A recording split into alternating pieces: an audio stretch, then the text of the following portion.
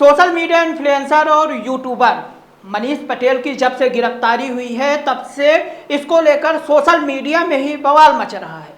एक धड़ा जो है वो कह रहा है कि ये जो गिरफ्तारी हुई है मनीष पटेल की वो नाजायज़ है, यानी जातिवादिता के आधार पर गिरफ्तारी हुई है। वो कॉमेडियन है, उसका काम हंसी ठिठोली लोगों के चेहरे पे मुस्कान लाना है। तो दूसरा धड़ा कह रहा है कि ऐसी मुस्कान किस काम की कि किसी विशेष जात या समुदाय को टारगेट करके वो कॉमेडी बनाई जाए। लेकिन इन सब के बीच जब से मनीष पटेल गिरफ्तार हुए हैं 4 दिन से ज़्यादा का समय हो चुका है, अभी तक उनकी जमानत नहीं हुई। कहा जा रहा है कि जो टिप्पणी की गई उसमें जमानती धाराएं लगी थी, जो तुरंत जमानत हो जाती है थाने से या फिर कोर्ट से नियमित जमानत मिल जाती। लेकिन मनीष पटेल की जो गिरफ्तारी हुई उसके बाद से उन्हें जमानत नहीं मिली और लगातार जमानत लगाने के बाद भी जमानत याचिका खारिज हो रही है। क्या कारण है? कारण ये है कि मनीष पटेल पर अभी हाल ही में जो एफआईआर दर्ज हुई है, जो जाति विशेष की महिलाओं या लड़कियों पे टिप्पणी की गई थी, उस एफआईआर के पहले भी 5 एफआईआर दर्ज थी। वो एफआईआर जो दर्ज थी वो अभी हाल ही में जो एफआईआर दर्ज हुई है उस एफआईआर से बहुत ज़्यादा गंभीर आपराधिक एफआईआर दर्ज हुई थी। 5 एफआईआर, जिसमें डकैती समेत 5 एफआईआर थी।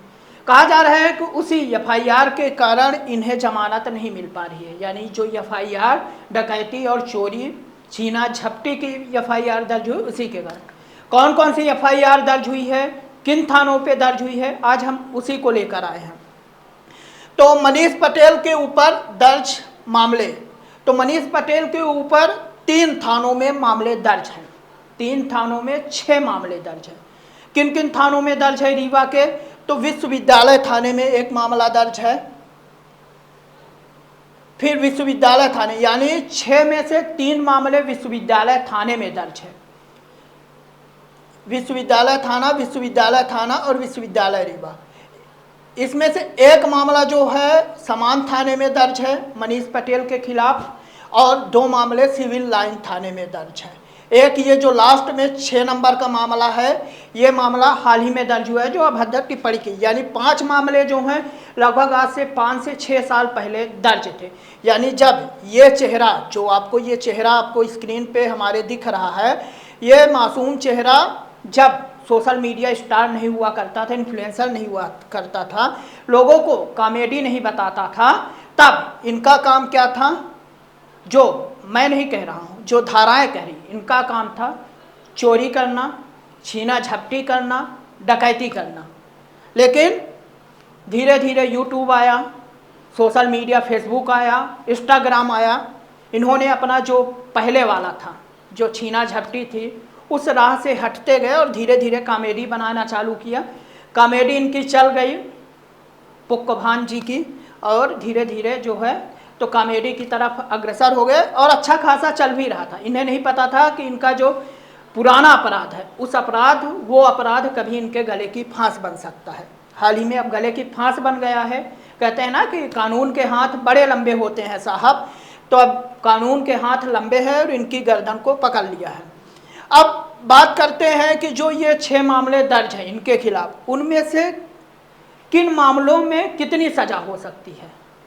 जो धाराएं लगी हैं उन धाराओं का सबसे पहले मैं बता देता हूं कि जो धारा इन पे लगी है, ये जो लास्ट वाली इन पे धारा लगी है, ये 196 1A और 351 बटा 351(3) BNS की धारा लगी है, जो हाल ही में लगी है।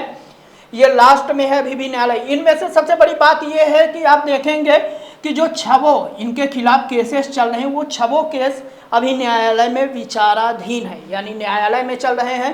आरोपी हैं, अपराधी नहीं है। यानी हो सकता है कि इन पे जो आरोप लगाए गए हैं वो झूठे हो, मनगढ़ंत हो, ये कोर्ट का काम है, जज साहब का काम है, इस पर टिप्पणी नहीं करूंगा।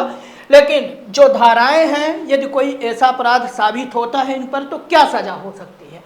तो सबसे पहले विश्वविद्यालय थाने में इन पे जो एफआईआर धारा दर्ज है 356 और 34 भारतीय दंड संहिता की आईपीसी की धारा के तहत 356 और 34 क्या सजा होती है इस पे। तो चलिए थोड़ा सा मैं आपको इसको जूम करके बता देता हूँ कि इस पे सज़ा क्या मिलती है। तो आप देख रहे हैं कि यहाँ पे विश्वविद्यालय थाने में जो इनके खिलाफ FIR दर्ज हुई है 356 और 34, इस पर इन्हें क्या सज़ा हो सकती है? तो इस पर जो धारा दर्ज हुई है 356 IPC धारा 356, इसका क्या अर्थ है इस धारा का? तो हमला या बल प्रयोग कर किसी व्यक्ति के पास की वस्तु छीनने का प्रयास, यानी किसी पर हमला करके बलपूर्वक उसकी वस्तु को छीनने, यानी कुल मिलाकर चोरी या छीना झपटी इन्होंने की थी। क्या सज़ा हो सकती है? यदि सिद्ध होता है मनीष पटेल के ऊपर तो क्या सज़ा हो सकती है? सज़ा हो सकती है 2 वर्ष तक की कैद और जुर्माना, यानी 2 वर्ष तक जेल के अंदर रहेंगे और जुर्माना लगेगा। इसके अलावा इसी में से 34 धारा भी लगी है। उसका मतलब क्या है? तो उसका मतलब है कि समान आशय से किया गया अपराध, यानी ये इसी का है, हमला या बल प्रयोग कर उसी के समान अपराध किया गया है। ठीक है। इसके अलावा विश्वविद्यालय थाने में दूसरी FIR दर्ज हुई है 379 भारतीय दंड विधान जो भी है, तो IPC विधान संहिता, तो इसके तहत ये भी न्यायालय में विचाराधीन है। तो इस पे क्या हो सकता है? 379 धारा 379 के बारे में मैं बताऊं तो IPC 379 इन्होंने क्या किया था? चोरी की थी। क्या हो सकता है इन्हें? 3 वर्ष तक की कैद और जुर्माना, यदि इस जो इन पे धारा दर्ज हुई है 379 यदि वो सिद्ध होता है, कोर्ट इन्हें आरोपी मानती है, आरोप इन पे तय हो जाते हैं, तो फिर इन्हें 3 वर्ष तक की कैद और जुर्माना। इसके अलावा विश्वविद्यालय में एक और मामला इनके खिलाफ दर्ज है 392 IPC 392, उस पर क्या इन्हें सज़ा हो सकती है और क्यों दर्ज है? तो ये धारा जो है IPC 392 आप देख रहे हैं, ये लूट और डकैती। सोचिए, ये जो चेहरा आपको ये मासूम सा चेहरा दिख रहा है, ये मासूम सा चेहरा कभी आप सोच नहीं सकते थे कि जो पुक्कभान जी दूसरों को हंसी दिलाते थे, दूसरों के चेहरे पे मुस्कान लाते थे, कभी इन्होंने लूट और डकैती करके जिस परिवार से की होगी, जिस व्यक्ति से की होगी, उसे कितना कष्ट दिया होगा।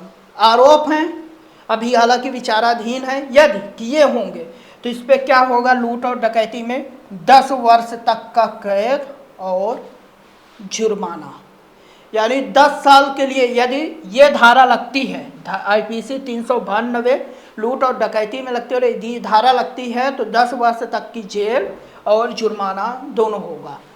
इसके अलावा अन्य जो थानों में इन पे मामला दर्ज है वो समान थाने में दर्ज है 379, आपको बता ही दिया है 379 में क्या होता है? चोरी का, यानी विश्वविद्यालय थाने में भी चोरी की धारा इन पे अपराध पंजीकृत है और समान थाने में भी। दोनों के समय अलग अलग हैं, ऐसा नहीं है कि एक ही चोरी 2 थानों में दर्ज है। यानी कॉमेडी से पहले, जैसा कि पुलिस की धाराओं में दर्ज है, कॉमेडी से पहले इनका कुछ पेशा और था, समय के साथ पेशा बदल गया। इसके अलावा अन्य चलते हैं सिविल लाइन, जहां हाल ही में गिरफ्तारी हुई है, उनमें इस थाने से पहले 379 में ही 379 में ही इनके खिलाफ जो था तो अपराध दर्ज था, वही चोरी का है।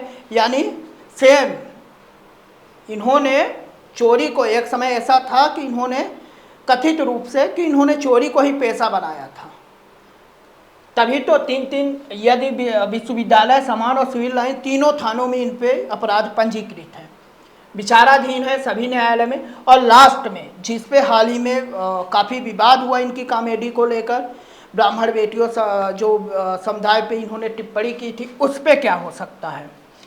तो 196 1A BNS की धारा, क्योंकि IPC हटाकर BNS चालू किया गया, यानी दंगा, सार्वजनिक शांति भंग से संबंधित अपराध। चलिए इसको थोड़ा सा ऊपर कर देता हूँ मैं, तो इसको यहाँ से करके दिखाता हूँ आपको। तो इस पे क्या है? तो ये है